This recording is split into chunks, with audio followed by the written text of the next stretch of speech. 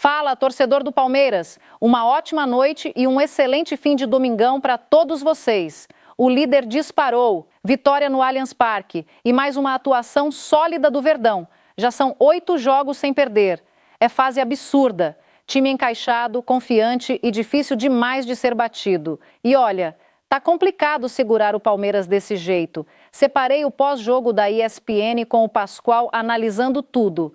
Quero saber de você. Esse Palmeiras já é o grande favorito ao título? Comenta aqui embaixo a sua opinião. Deixa o like, se inscreve no canal e bora pro vídeo, galera! Estamos de volta com a equipe F e, claro, já vamos falar da vitória do Palmeiras diante do Atlético Paranaense por 1-0, agora há pouco no Allianz Parque. Vamos colocar aí os melhores momentos dessa partida, porque foi um jogo, o Palmeiras teve depois o Murilo expulso, né, na segunda etapa, mas é um jogo em que o Palmeiras vence, faz a parte dele, segue na liderança. O Pascoal, mas com o primeiro bom momento fortes emoções. O Atlético Paranaense, né? O Atlético Paranaense é um centroavante que... vou dizer para você, quase nenhuma outra equipe brasileira tem. Você pode dizer que o John Kennedy é um artilheiro, joga no Fluminense, mas que o Palmeiras tem o Flaco Lopes, que o Flamengo tem o Pedro, e você vai ficar por aí. Você vai parar por aí. E o Yuri Alberto, não? O Yuri Alberto é uma característica diferente, né, professor? Porque o Yuri Alberto é o jogador da arrancada para finalização. De presença de área, como tem esses outros jogadores, é uma situação diferente, né? Sim. Porque esse Viveiros é muito bom jogador. Cara que sabe se comportar, conhece a posição.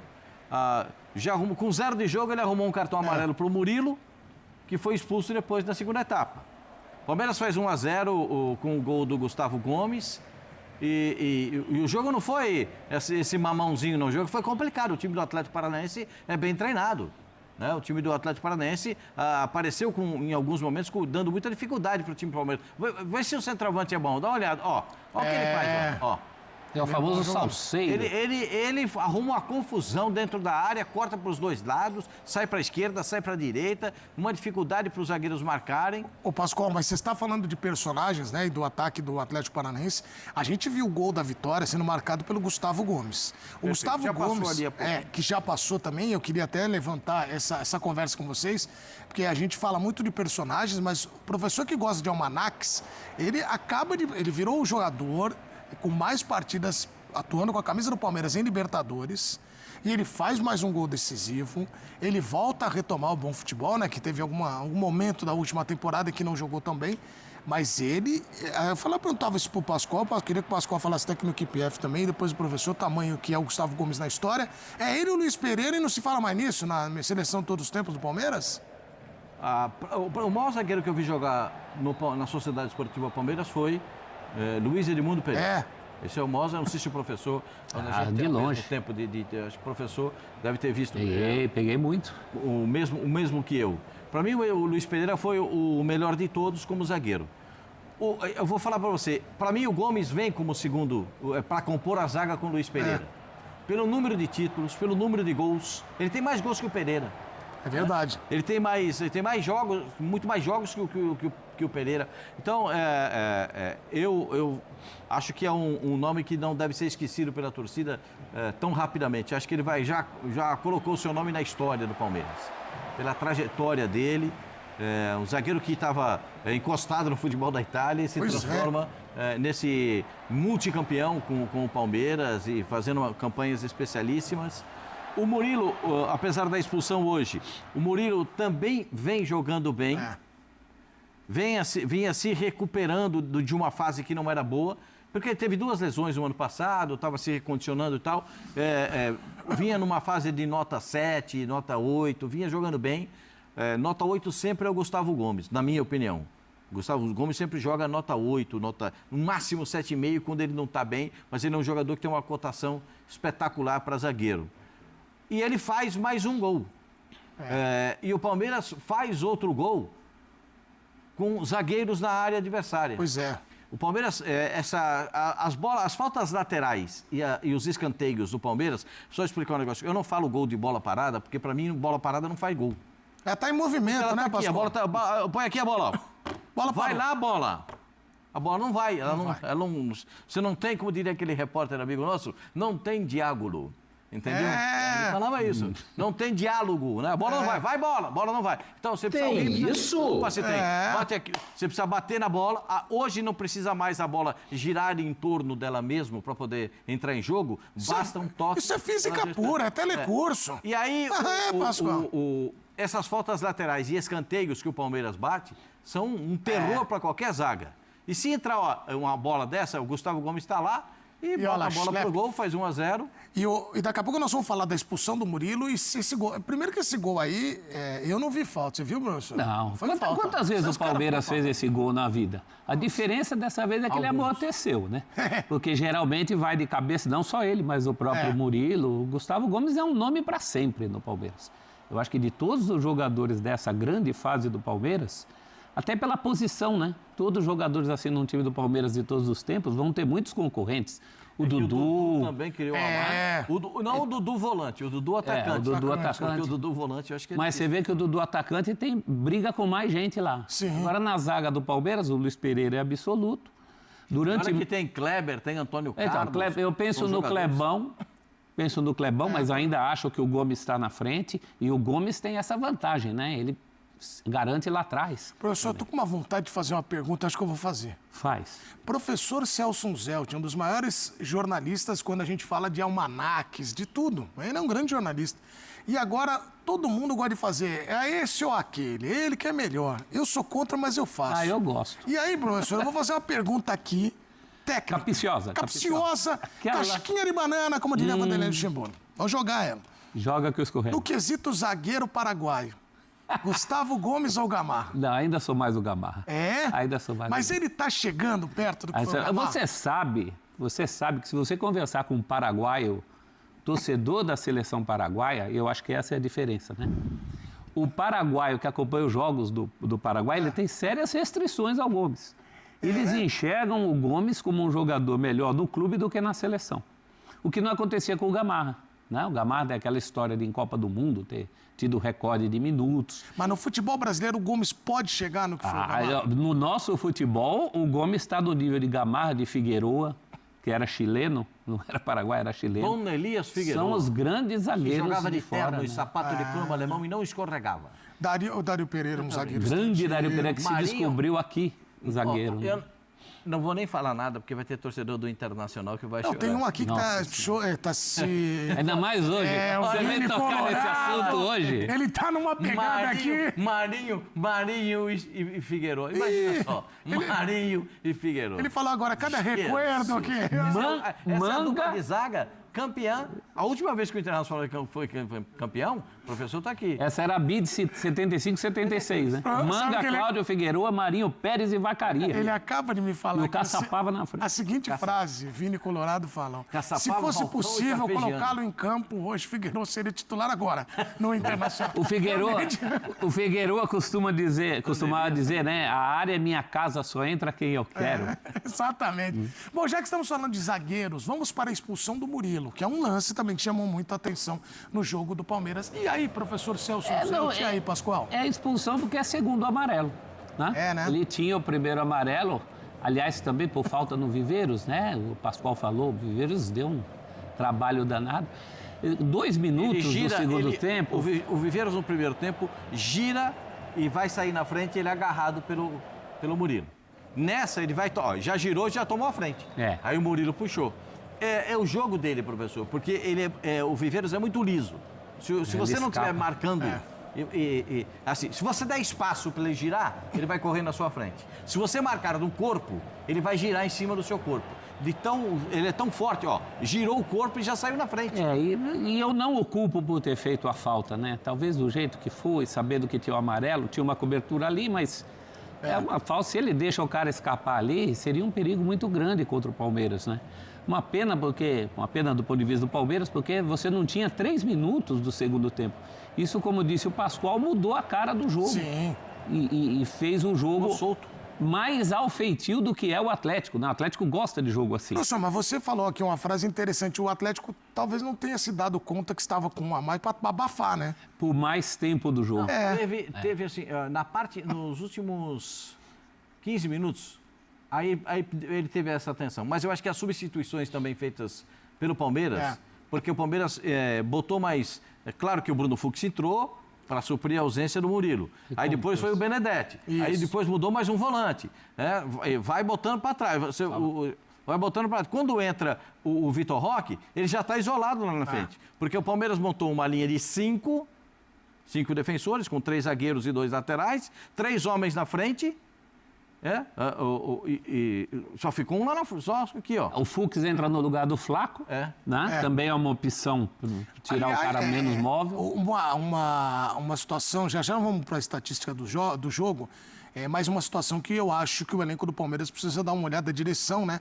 Quando não tem Murilo e não tem Gustavo Gomes, a diferença, não sei se vocês concordam comigo, ela é um pouquinho maior em relação a outros setores, né? Quando entram nos reservas ali, né? Você vê que entrou o Benedetti, o Bruno Fux. A diferença, o Bruno Fux foi definitivamente contratado pelo Palmeiras a pedido do Abel, porque o Abel entende que ele tem uma boa saída de bola, que é um zagueiro que tem uma boa estatura e que tem uma boa saída de bola.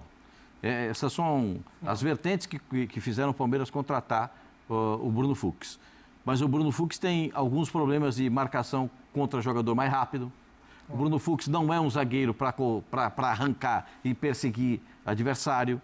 O Bruno Fux tem esse problema do jogador girar em cima dele e ele não consegue parar e o cara vai sair na frente dele. Tem algumas coisas claro que você não tem Luiz Pereira sempre. Né? Você não tem Luiz Pereira sempre. Você não tem o Gomes sempre. Você tem os jogadores com outras características. O Murilo foi expulso porque deixou o centroavante tirar 2 vezes em cima dele. E aí acabou com 2 cartões amarelos. O Palmeiras tem se empenhado muito, ao que eu sei, para trazer reforços para essa posição. Um reforço que o Palmeiras tem muito interesse em trazer é um jogador que todo mundo conhece aqui no Brasil, está jogando lá na Rússia. Né? De repente, o Nino? O Nino. O Palmeiras tem muito interesse em trazer o Nino no meio do ano. E, de repente, esse nome pode agradar. Aí os 3 é que vão brigar por 2 vagas, né? Mas aí o Nino eleva o nível. Aí eu acho que o Murilo é que vai para o banco. Eu também, mas aí você ganha o Murilo para minutagem dos caras. Sim, para entrar numa situação dessa. Porque hoje o Palmeiras entrou com alguns jogadores que já fizeram 24 jogos na temporada. Estão fazendo 25º jogo. Não, Pascoal, por isso que eu falei, ainda na defesa você não tem como rodar muito. Você tem o meio de campo ali que tem o Andrés Pereira e o Marlon. Você pode ir girando, um evangelista, alguém, mas Tem uma máxima no futebol que diz o seguinte: zagueiro e volante você tem que ter mais do que em outras posições. Zagueiro você tem que ter 5. São 2, mas você precisa de 5. Por quê? Porque tem cartão, muito cartão, muita contusão. Choque, né? Muita contusão e muito cartão. Então você tem que ter 5. O Palmeiras tem quanto? 4. Um saiu e os outros 2 entraram hoje. Perfeito? O Palmeiras tem 4. O Palmeiras precisa compor a zaga. A presidente do Palmeiras sabe disso, que ela precisa compor a zaga. E volante. Volante você precisa ter no mínimo 5. O volante agora tá legal. Não, agora... Tem volante agora, de saída, tá bacana. Tem. O Evangelista voltou. O Evangelista tá é um cara que, além de ser um bom marcador, tem uma boa saída de bola e tal. Nesse caso, tudo bem. O Palmeiras tem alguns meninos. Tem o Luiz, o volante, que saiu da base, que eu acho que joga... esse moleque é bom, que veio do Goiás, não foi? Não foi esse que veio do Goiás? Não, esse não veio do Goiás, esse já era do Palmeiras. Isso, ou lá de Goiânia, lá. Esse é meia. É o meia. É meia. E o Palmeiras tem interesse no Henrique, do centroavante do Sub-20, tem 18 anos, que o pessoal da Inglaterra está querendo comprar. O Palmeiras disse que por menos de 50 não faz negócio. Eles ofereceram 25. E ele nem estreou no profissional. Calcule, quando jogar. O Palmeiras segurou recentemente o Alan ou o Alan, porque eu já tive essa discussão com o Pascoal, se é Alan ou Alan. E chegou a uma conclusão, não? Não, porque ele se chama Alan, mas aí o Abel chama ele de Alan. Ele não corrigiu. É melhor ele chamar falou de Alan, né? Alan vai ficar. Não, o chefe já que ele falou. O chefe chamou de Alan. Você sabe a história do Ronaldão, zagueiro, né? Não. Quando ele é chamado pelo Parreira, que machucou tudo que era zagueiro em 94, né? Então o Ronaldão chega depois e aí diz que o Ronaldão estava dando uma entrevista dizendo que não queria ser chamado de Ronaldão, ele prefere ser chamado de Ronaldo. Aí disso vinha o Parreira, gritou para ele assim: ô Ronaldão! Aí mudou tudo. Eu acho que cabe uma adaptação. Não vai doer, não vai. Fica Ronaldão, fica Alan ou Alan. Vamos para estatísticas do jogo, para a gente entender um pouquinho. Já já nós vamos para a entrevista do Dair Kelma. No Palmeiras, ninguém da comissão técnica vai falar. O Abel está suspenso, então os caras da comissão não querem falar. Só teremos zona mista. Isso aí mostra o quê? Ô, professor, você olhando ali essa... Olha lá, primeiro tempo, posse de bola, 63% Palmeiras. Eu ia falar que inverteu exatamente. Inverteu mesmo, olha lá. Olha a diferença de posse de bola. Por um lado, vitorioso Palmeiras 63%, e 63% para o lado do Atlético Paranaense. Finalizações no alvo, 8-3 no primeiro tempo. No segundo tempo, 2-6. O Atlético foi melhor. E ações na área do rival, 9-3 no segundo tempo, 14-3 para o Palmeiras na primeira etapa. Quer dizer, mudou tudo do primeiro para o segundo tempo. Mas a intensidade do Atlético, não, né? O Atlético não foi intenso. O Atlético fez o Carlos Miguel trabalhar pouco. O Carlos Miguel não trabalhou tanto assim no jogo, trabalhou num chute de longe antes daquele abafa de fim de jogo, que era mais a bola rondando a área do Palmeiras do que tudo. A gente estava falando aqui que o Palmeiras precisa de zagueiro, precisa disso. Nada, meu amigo. 9 vitórias em 12 jogos. Derrubar o Palmeiras é muito difícil. O Palmeiras joga mal, obtém resultado. O Palmeiras joga bem, obtém resultado.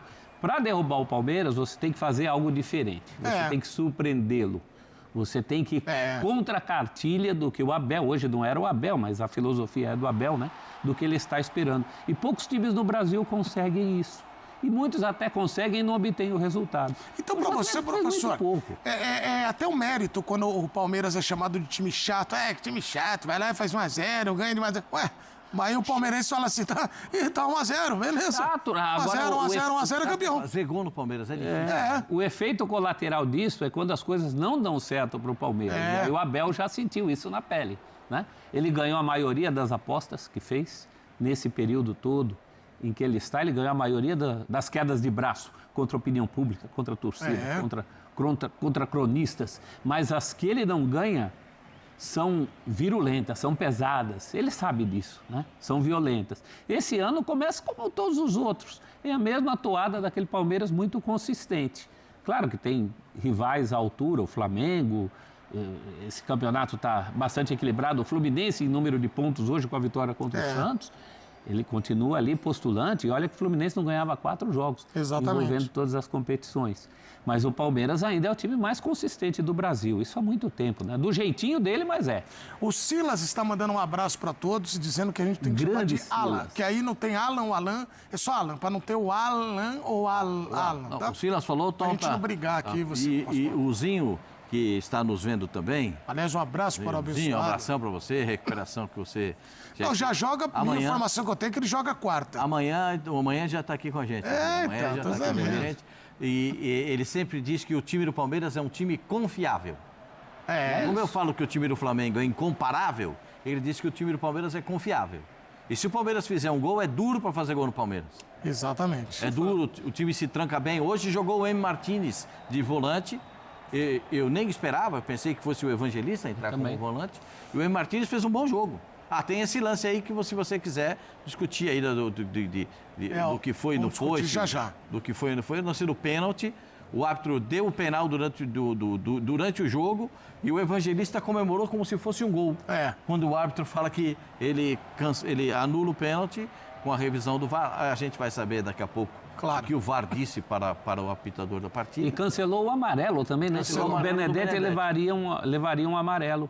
Mas tem algo que a gente tem que observar. Aliás, um abraço de novo para o Silas e para o Zinho, que é maravilhoso. Imagina, 2 caras jogaram Copas, né? Copa do Mundo, né? O Tetra e também o Silas, que jogou com qualidade. Camisa 10 são 10 e 11. O Silas. Se eu tivesse, Pascoal, na minha carreira, esses 2 armando, eu teria feito muito mais gol na minha carreira, viu, Pascoal? Imagino que sim. Só isso eu ia jogar. Todos nós mas muitos gols com esses dois. O Palmeiras, eu tô olhando a tabela de classificação, o Palmeiras está com 29 pontos, o Flamengo com 23 nesse exato momento. Né? Ainda está rolando o jogo do Flamengo. O Flamengo tem um jogo a menos. Então vamos colocar que o Flamengo vença hoje 3, e vença também o seu próximo para ter 3 pontos. O campeonato para no final de maio. Vocês já imaginaram se o Palmeiras acumula essa vantagem e vai para a pausa com a vantagem? A intenção do Abel é terminar a primeira parte do campeonato, antes da Copa do Mundo, na primeira colocação e com alguma vantagem. Tá. Né? Então, o Palmeiras estabelece um cálculo para Campeonato Brasileiro. O cálculo do Campeonato Brasileiro para o Palmeiras é ganhar todas que em casa. E fora de casa, buscar resultados possíveis. Tem alguns resultados que não são possíveis fora de casa. Mas o Palmeiras tenta buscar resultados possíveis fora de casa. Então, é assim que o Palmeiras foi campeão. O Palmeiras foi campeão das outras vezes, campeão brasileiro.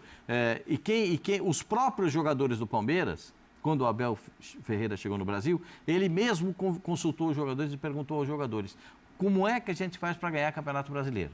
E os jogadores do Palmeiras, que estavam lá naquela época, inclusive um era o Marcos Rocha, que era muito aproximado do Abel, e o Marcos Rocha, e entre os outros jogadores, falaram para ele: professor, tem que ganhar tudo em casa e pegar uns pontos fora de casa. Pegar os possíveis tem que ganhar. Às vezes tem jogo impossível que não dá para ganhar fora de casa, mas o possível nós temos que buscar. E aí a diferença começa a ficar estabelecida para os adversários. Dentro desse parâmetro, o Palmeiras está cumprindo o seu papel. Claro. É bom ter a gordurinha maior que 3 pontos em relação ao Flamengo, que é o rival Pois direto. é. O Arsenal que o diga na Inglaterra, né? Mas ali é popcorn, viu? Mas não conta pra ninguém. Esse popcorn, mas você vê, se tivesse 4 de diferença, sobrava 1, né? Os caras tremem, ali não. É aquela perninha bamba, sabe, Vasco? O que vai acontecer? É abafa. Mas eu acho que ali, nesse caso, Bruxo, são 2 timaços acostumados a ganhar. Palmeiras e Flamengo. E um sabe. E um sabe tá de olho no outro. Opa, lógico que tá de olho no outro. Vamos ver agora O Palmeiras jogou todo o segundo tempo contra o Atlético PR neste domingo com um homem a menos, após Murilo ser expulso ainda aos 2 minutos, mas conseguiu vencer por 1-0 no Allianz Parque.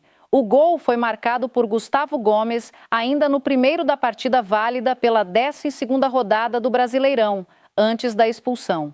O resultado mantém a equipe comandada por Abel Ferreira, que mais uma vez não estava no banco porque cumpre longa suspensão de 7 jogos, isolada na liderança com 29 pontos. Os atleticanos estão em 6º com 19. O Atlético, bem que tentou ser agressivo nos minutos iniciais da partida e chegou a forçar boa defesa de Carlos Miguel em finalização de Víveros. Pouco durou a iniciativa dos atleticanos, que logo se viram dominados por um Palmeiras que não era dos mais criativos, mas compensava com a habitual aplicação tática. Faltavam melhores atuações dos jogadores mais articuladores e agudos do meio de campo, especialmente Andréas Pereira e Arias. Embora mais participativo que os outros 2, Alan também não mostrava seus melhores recursos. O gol saiu de um cruzamento que Gomes não conseguiu cabecear após perder dividida, mas a bola sobrou para ele chutar firme para a rede. O primeiro tempo seguro e tranquilo gerou a expectativa de que a etapa final seguisse um enredo parecido. Não foi possível, porém, continuar com a mesma atmosfera, já que Murilo acabou expulso após receber o 3º cartão amarelo por falta cometida em Víveros, quando o cronômetro ainda marcava apenas 2 minutos de bola rolando. Mesmo que a expulsão tenha acrescentado doses de tensão à partida pelo lado alviverde, o sofrimento com um homem a menos foi menor do que o esperado, até porque o time da casa se defendeu muito bem e impediu que o Atlético fizesse pressão constante. Apenas nos minutos finais, o time do Paraná conseguiu criar mais situações do perigo e chegou até a ter um pênalti a favor, anulado após revisão no VAR. É isso, pessoal, um forte abraço e até mais tarde.